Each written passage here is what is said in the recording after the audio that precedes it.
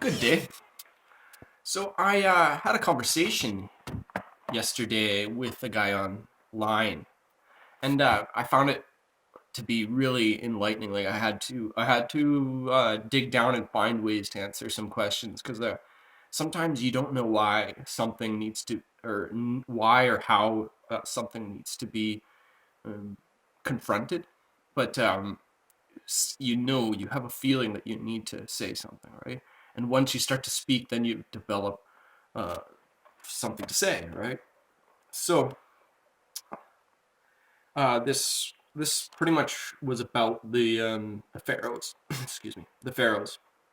And I've done a lot of research on the pharaohs. I um I find it very interesting that there's evidence, and who knows which evidence is true. So sometimes if you're trying to look at evidence of past, we do know that there is history that's been stolen, right? And or history that's been rewritten and all this other thing. So it's hard to where do we get the right information to know what's true and what's not? Well, the whole idea is you got to have meta analysis and look at so many different things, and you have to be not biased, right? You have to make a decision that comes from truth, right? And so what I found is that we've had uh, it about the 18th or 19th dynasty uh, is when King Tut was the last of the white pharaohs, and that was when he was so inbred because there wasn't anybody around to even breed with to continue their bloodline, right? And so after that, you can notice there's a whole change, and there's all different. They went into a golden age, and there's all different um, races that were in there. You can see there's brown people and black people and white people. They're all kind of intermingled and running things at different times, right? And so when I looked at this video, I noticed that it was painting a picture in one direction, and just like uh, history has been painted in one direction, I've seen a lot of people painting stories towards the white direction, towards the black direction, towards the brown direction. So it happens from all places, right?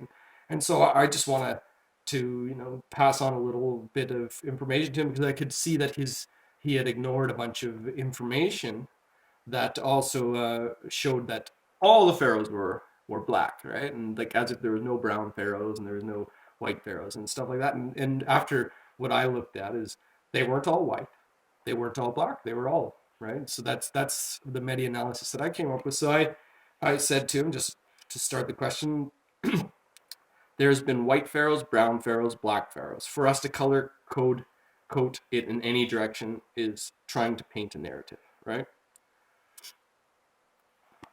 And then I said, then the song came on in the end, and it's like black, and it started going on about how black people can't be racist, and well, that's an issue for me, right? So I said, the song you choose in the end is epitomizing the racism you are against. All races can be racist. History has been color coded in many directions. I believe you are also contributing to that. The 19th dynasty was the last of the white pharaohs. There is scientific evidence of this, and you will say, that's fake evidence. Well, how do I know your evidence isn't fake?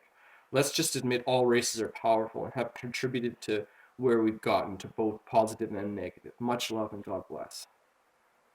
And then the guy that made the video said, the culture and science was created by black Africans. The origins of Kemetic science begins in Sudan and Green Sahara with black Africans.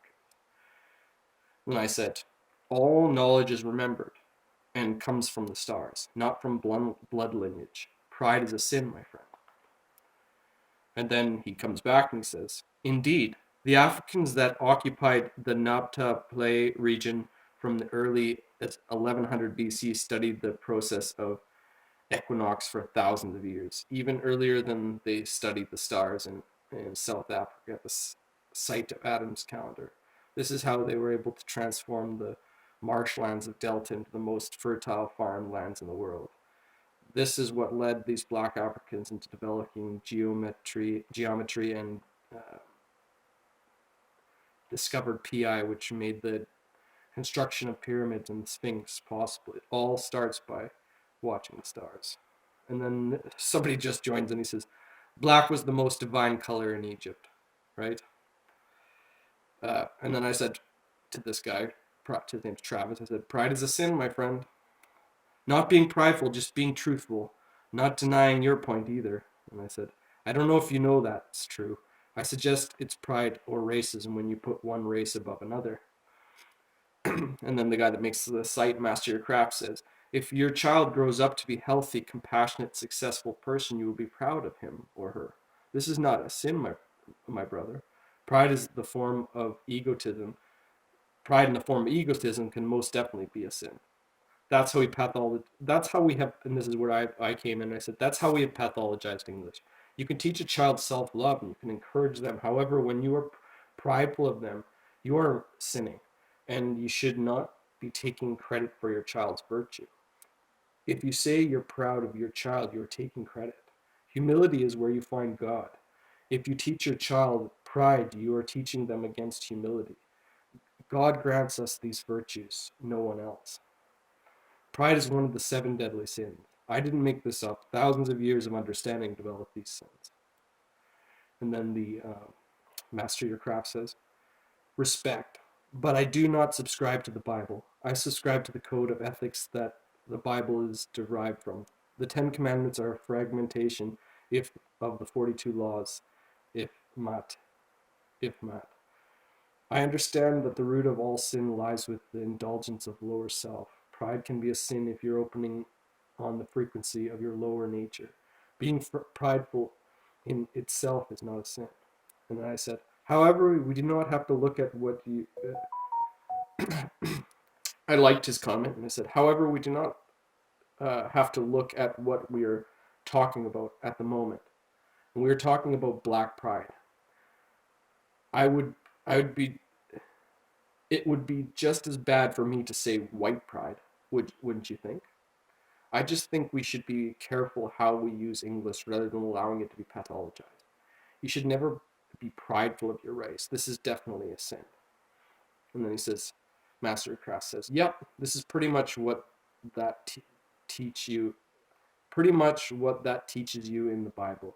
When my daughter draws a beautiful picture and shows me her eyes alive with pride and she is beaming with joy, this is pure, not sinful. And I said, if she is full of self-love, and if you can call it pride, you can use words however you like to words.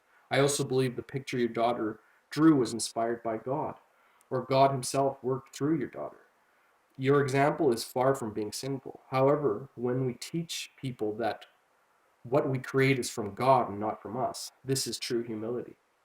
We are in agreement. We are just being semantical. I don't suggest you would agree that being prideful of our race is a sin. I do suggest you would agree that being prideful of our race is a sin. And he says, I do think we actually agree, and yes, it is semantics. However, giving the denigration of the black people around the globe at self-hatred that we programmed into is by the white race. Rebuilding our pride is necessary because we have been demoralized for so long. We have to teach our children to be proud because we have been taught self-hate. Whites have not been demoralized and subject to self-hate, so that is a false analog. But be careful. There is difference between having cultural pride and cultural superiority. So he has a resentment. You can see there, right? Like he agrees with me, but then he's like, black people, right? Because he has a story in his head. And I also sense his resentment because he also says in here that that it's stolen history rather than passed on history, just by the choice of his words, right? And this is where, and then he sends me a little video and he says, an example of black pride that is absolutely necessary to build up the pride of or self-love, which everyone you want to call is, or whatever you want to call it, within our babies. And then he sent me a video and it was a 3-year-old doing a poem. It was so cute, and it was like, hey black child, you're so strong. And it was pretty much the whole thing. It's hey black child, and then going. It was a really cool poem, and like I liked it. It was to, and I agree. Like we have to help people out of the this hateful cycles, right? Regardless of the race, though.